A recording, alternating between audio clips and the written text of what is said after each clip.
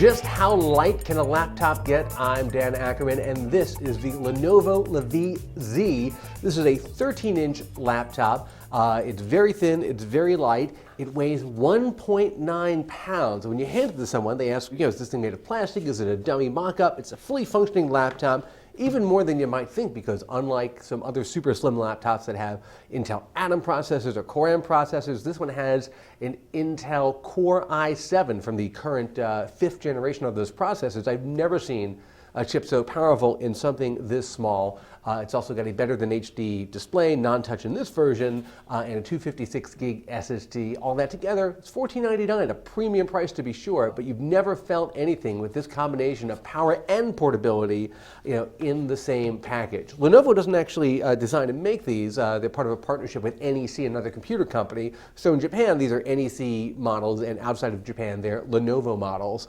And that's why you don't get that great Lenovo keyboard. The keyboard here is probably the one weak point in the whole system. I especially hate this little tiny shift key on the right side. I'm always going up a line instead of capitalizing a letter, and that really adds a lot to my typing time. Other than that, you do get very good performance, especially when compared to something like that 12-inch MacBook from Apple, which is even heavier than this.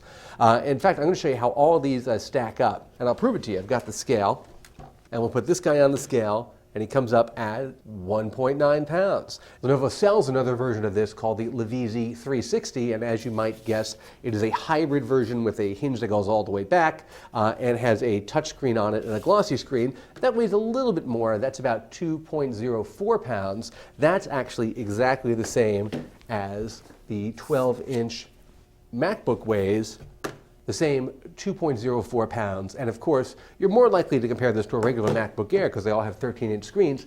That thing feels like a pile of bricks. The MacBook Air, which we used to think of as super thin and light, is 2.9 pounds, a full pound heavier than this guy right here.